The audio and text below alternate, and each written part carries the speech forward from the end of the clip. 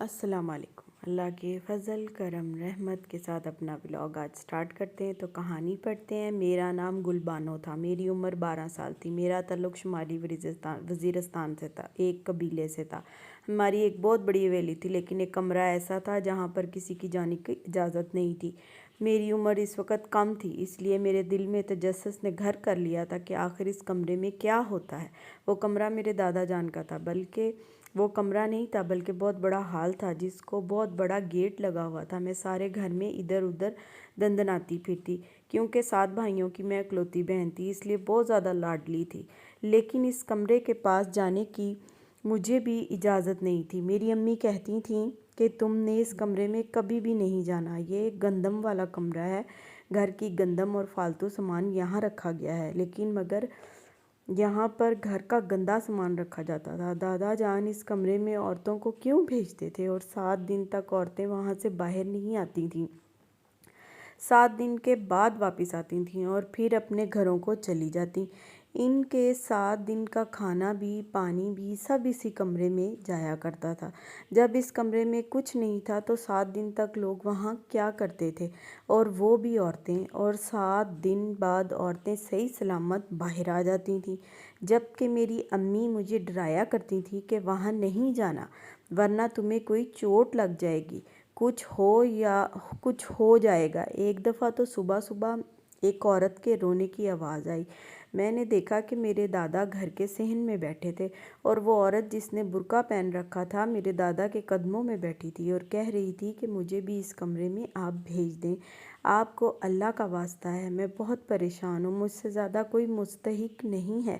دادا جان اس سے کہنے لگے کہ بی بی بات کو سمجھو، تمہیں منع نہیں کر رہا ہوں، اگلے ہفتے آنا۔ وہ کہنے لگی کہ مجھے ابھی اجازت ملی ہے، اگلے ہفتے مجھے اجازت نہیں ملے گی، میرے گھر میں مہمانوں نے آنا ہے، وہ 7 دن تک گھر سے نہیں نکل سکتی میں، مہربانی کریں مجھے ابھی اس کمرے میں جانے دیں۔ میں گھر کے اندر کھڑی تھی، لیکن مجھے آواز آ رہی تھی اور میں چھپ کر یہ منظر دیکھ رہی تھی۔ پھر وہ عورت بری طرح چلانا شروع ہو گئی۔ دادا نے کہا کہ شور مت کرو، تمہاری جگہ بنوانے کی کوشش کرتا ہوں۔ جگہ بنانے سے دادا کا کیا مطلب تھا کہ وہ عورتوں سے بھرا ہوا تھا، وہاں جگہ نہیں تھی؟ ایسا بھی وہاں پر کیا ہوتا تھا؟ ابھی میں یہ سوچ ہی رہی تھی کہ مجھے پیچھے سے سر میں ہلکا سا تھپڑ پڑا اور میری ماں نے کہا کہ تم یہاں کیا کر رہی ہو؟ تمہیں منع کیا تھا میں نے کہا تھا میں کچھ نہیں کر رہی تھی۔ امی ہمیشہ مجھے اس کمرے میں جانے سے منع کرتی تھیں، مجھے چھوٹی چھوٹی باتوں سے روکتی تھیں۔ میرے بھائی سب کچھ کرتے پھرتے تھے، اسی لیے میں بھی کچھ کرنا چاہتی تھی، لیکن میری ماں کہتی تھی کہ تم ہر جگہ نہیں جا سکتی ہو۔ پر انسان کی فطرت ہوتی ہے کہ جس کام سے اسے روکا جائے وہی کام کرنے کے بارے میں وہ سوچتا ہے۔ اب میں نے اپنی امی کے ساتھ ضد بنا لی اور ارادہ کر لیا کہ میں جان کر ہی رہوں گی کہ اس کمرے میں کیا ہوتا ہے۔ ایک دفعہ تو میرے پاس میری ایک دوست آئی اور کہنے لگی آ جاؤ کھیلیں گے، میں پورا دن تمہارے گھر میں ہی رہوں گی۔ میں نے کہا کہ تمہیں کیسے اجازت مل گئی؟ میرے گھر میں رہنے کی تو تمہیں اجازت نہیں ملتی، تمہارے ماں باپ تو تمہیں کہیں جانے نہیں دیتے۔ تو اس نے بتایا کہ میری ماں کہیں گئی ہوئی ہے 7 دن کے لیے علاج کروانے کے لیے، بابا بھی صبح کام پر چلے جاتے ہیں، اس لیے میں موقع دیکھ کر آ گئی ہوں۔ میں نے کہا پھر تو 7 دن کے لیے لگتا ہے تمہاری ماں میرے گھر آئی ہوئی ہے۔ آج کل جو بھی عورت 7 دن کے لیے گھر سے غائب ہوتی ہے وہ میرے ہی گھر آتی ہے۔ میرے دادا اس کا کوئی علاج کرتے ہیں، وہ کمرہ دیکھ رہی ہو نا، وہاں پہ چھوڑ دیتے ہیں ان کو 7 دن کے لیے، پھر اس کمرے میں کھانے بھی جاتے ہیں اور پانی بھی اور باقی ضرورت کی چیزیں بھی۔ وہ کہنے لگی کہ پھر مجھے میری ماں کو ملنا ہے، مجھے اس کی بڑی یاد آ رہی ہے، چلو اندر چلتے ہیں۔ میں نے کہا کہ اتنی اچھی قسمت نہیں ہے ہماری، وہاں کوئی بچوں کو نہیں جانے دیتے، تو کیا ہوا، ہم چلے جائیں گے، ہم نے کون سا سب کو بتا کر جانا ہے کہ ہم اندر جا رہے ہیں۔ میں نے کہا کہ ہاں بات تو تمہاری ٹھیک ہے، لیکن اگر پکڑے گئے تو بڑی بے عزتی ہوگی۔ کہنے لگی کہ کچھ نہیں ہوگا، جان سے تو نہیں مار دیں گے نا، مجھے میری امی سے ملنا ہے، اس سے بات کرنی ہے، پوچھنا ہے ان سے کہ ان کو ایسی کون سی بیماری ہے کہ وہ 7 دن کے لیے گھر سے باہر چلی گئیں۔ چھوٹے چھوٹے بہن بھائیوں کو میرے حوالے کر کے پورا دن میں کام کرتی ہوں، تھک جاتی ہوں، یار مدد کرو میری۔ میں اپنی دوست کے کہنے پر اس کے کمرے کے قریب چلی گئی اور سیڑھی لگا کر اندر جانے کی کوشش کرنے لگی۔ میری سہیلی سیڑھی کو پکڑے کھڑی تھی، میں اوپر چڑھ رہی تھی۔ قریب تھا کہ اندر جھانک کر دیکھ لیتی اور آج مجھے پتہ چل ہی جاتا کہ اس کمرے میں کیا ہوتا ہے۔ میرے کانوں نے کچھ سنا، میری امی کی آواز تھی جو میری سہیلی کو ڈانٹ رہی تھیں اور میری سہیلی کو مار بھی رہی تھیں۔ مجھے بھی میری ماں نے دیکھ لیا اور سیڑھی کو ہلانا شروع کر دیا کہ نیچے گرا دوں گی، میں جلدی نیچے آؤ۔ میں جلدی نیچے آئی اور مجھے پتہ تھا کہ میری خوب خاطرداری ہوگی، اور وہی ہوا۔ امی نے مجھے بھی مارنا شروع کر دیا، میری سہیلی کو بھی۔ کہا کہ تجھے کیا ہے اس کمرے سے، کیوں یہ سب کر رہی ہیں، آج نہیں چھوڑوں گی۔ بہت مارا مجھے، میری سہیلی کو بھی مارا اور اسے گھر سے نکال دیا۔ شام کو بابا کو بھی یہ بات بتائی تو بابا نے بھی مجھے ڈانٹ دیا، جبکہ آگے پیچھے تو امی بابا سے میری شکایت کرتی ہیں تو بابا یہی کہتے ہیں کہ میری لاڈلی بیٹی کو کوئی کچھ نہ کہے، اس کو تو 7 خون معاف ہیں، جو کرتی ہیں کرنے دو۔ آج تو بابا نے بھی مجھے بڑی بڑی آنکھیں دکھا کر کہا کہ آئندہ اس کمرے کے پاس نہیں جاؤ گی۔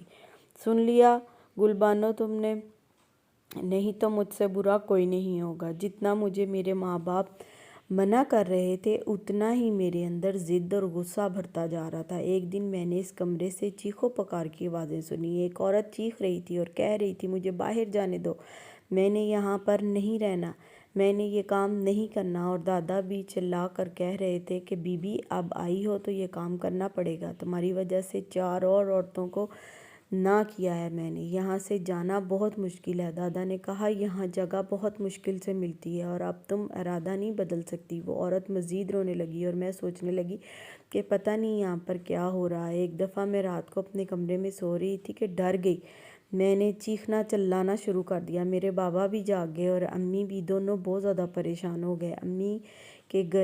میں امی کے گلے لگی اور رونے لگی۔ میرے بابا نے کہا کیا ہوا ہے؟ میری ماں نے کہا کہ ہمیشہ اس کمرے کے آس پاس منڈلاتی رہتی ہے، کہیں اس نے اندر جھانک کر تو نہیں دیکھ لیا۔ بابا اور ماما کی آنکھوں میں عجیب سا درد تھا۔ بابا نے کہا ایسا ہوا تو بالکل بھی اچھی بات نہیں ہے، پھر تو یہ ساری زندگی ڈرتی رہے گی۔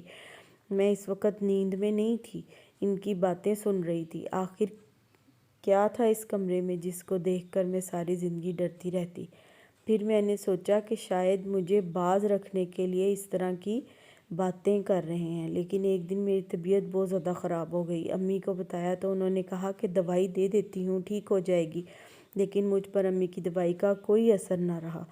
میرے پیٹ میں بہت زیادہ درد ہو رہا تھا۔ میری ماں اپنے کام میں مصروف تھی، گھر میں کوئی بھی نہیں تھا۔ سوچا کہ عورتیں اس کمرے میں جاتی ہیں تو ٹھیک ہو جاتی ہیں، کہتی ہیں کہ ہماری صدیوں پرانے مسئلے حل ہو گئے ہیں، ہماری 45 سال کی بیماریاں دور ہو گئی ہیں۔ مجھے تو صرف پیٹ میں درد ہے، اگر میں 1 گھنٹے کے لیے اس کمرے میں چلی جاؤں گی تو میرا درد بھی ٹھیک ہو جائے گا، اور یہی اچھا بہانہ ہے۔ کوئی مجھ سے پوچھے گا تو میں کہوں گی میری طبیعت خراب تھی اس لیے میں وہاں چلی گئی۔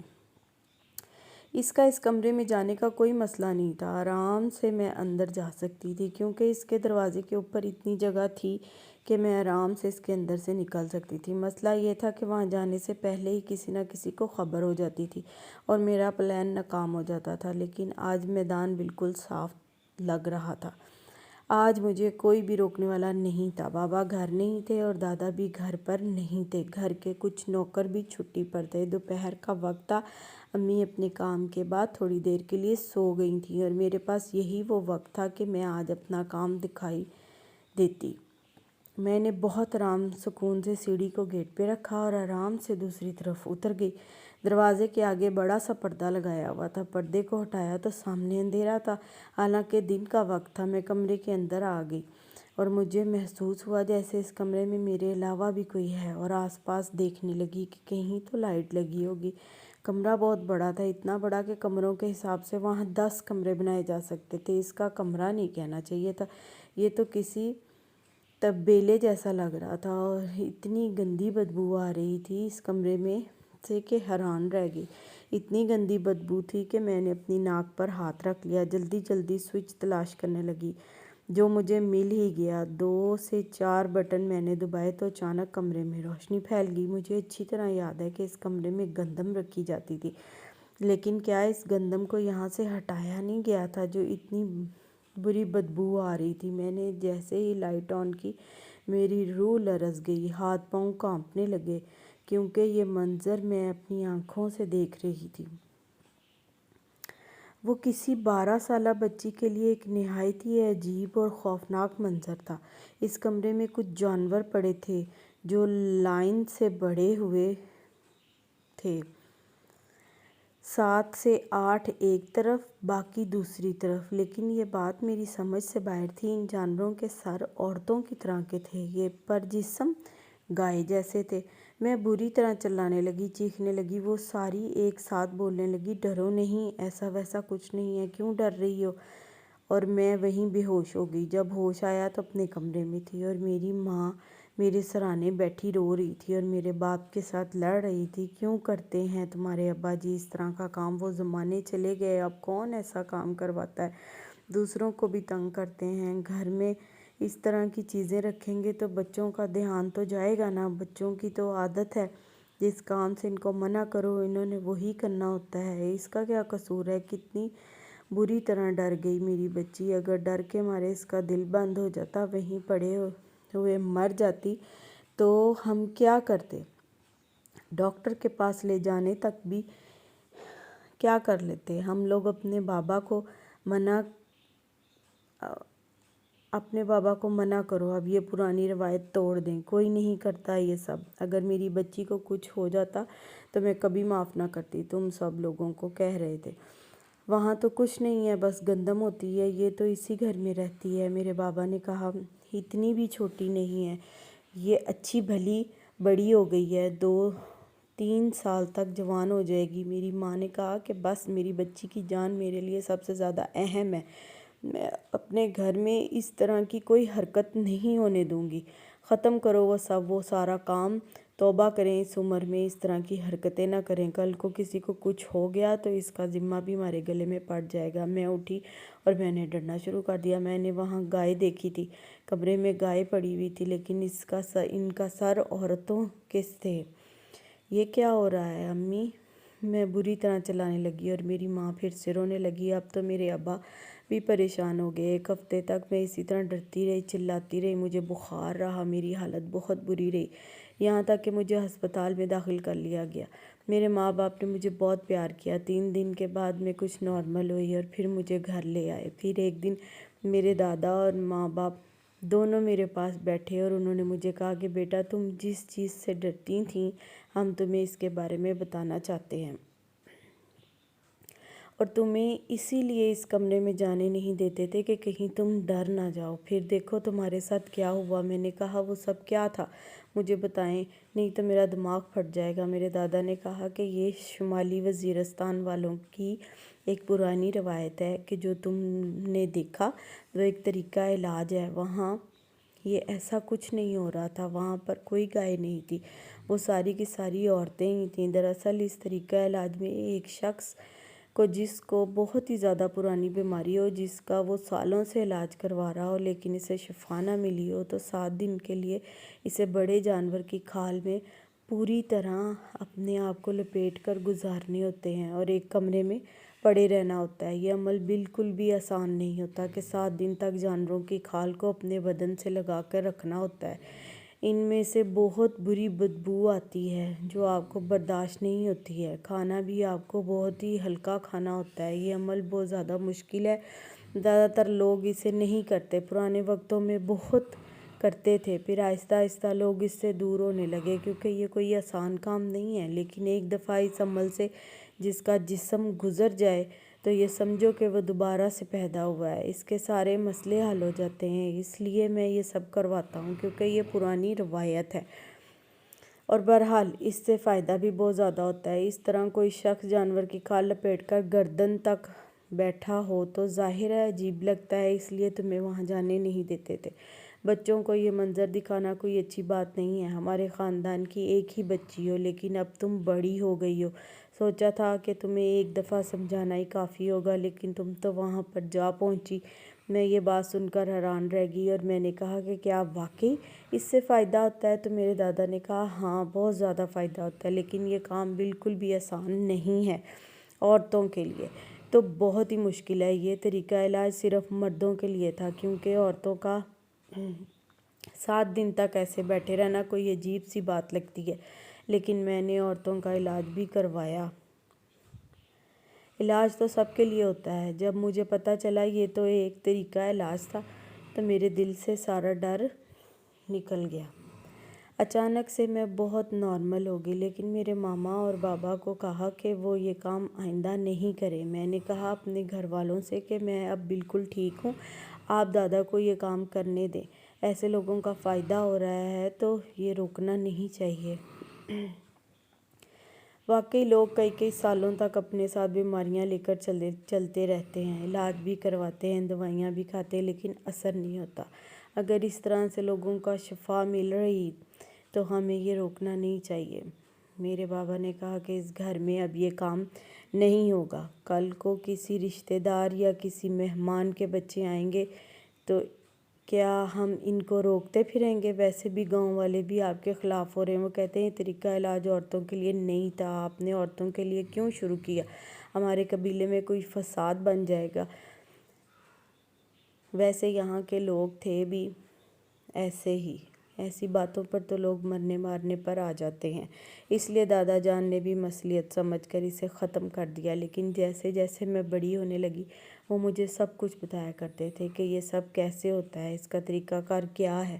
جس طرح سے کرتے تھے 7 دن تک کہاں رکھنا ہوتا تھا، ایسے مریض کو کھانے کے لیے کون سی چیز دینی چاہیے، اسے کتنا پانی پینا چاہیے، میرے دادا مجھے سب کچھ بتاتے تھے۔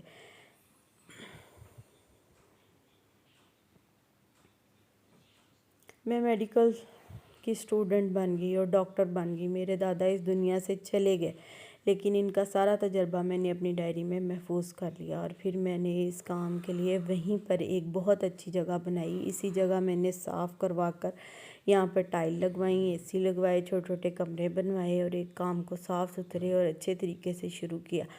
اب یہاں پر نہ صرف مقامی لوگ بلکہ آس پاس سے بھی لوگ آنے لگے۔ وہ 7 دن کے لیے اپنے آپ کو ہمارے پاس جمع کروا دیتے ہیں اور ہم ان سے اس کام کے پیسے بھی لیتے ہیں اور ساتھ ان کی مدد بھی کرتے ہیں۔ اگر کوئی ایسا مریض آتا جو پیسے نہیں دے پاتا تو ہم اس سے پیسے نہیں لیتے تھے، اور یہ دیکھ کر میں واقعی حیران رہ گئی تھی۔ یہ کام بڑی بڑی دوائیاں نہ کر سکتی تھی، وہ کام اس طریقے سے ہو جاتا تھا۔ لوگ واقعی کہتے تھے کہ ہمیں لگتا ہے کہ ہمارے سامنے مسئلے ختم ہو گئے ہیں۔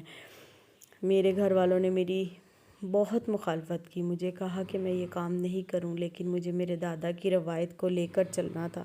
میرے گھر والوں نے مجھے اس کام کے لیے پیسے دینے سے بھی انکار کر دیا۔ پھر پتہ چلا کہ میرے دادا نے اپنے حصے کی ساری جائیداد میرے نام کی ہے۔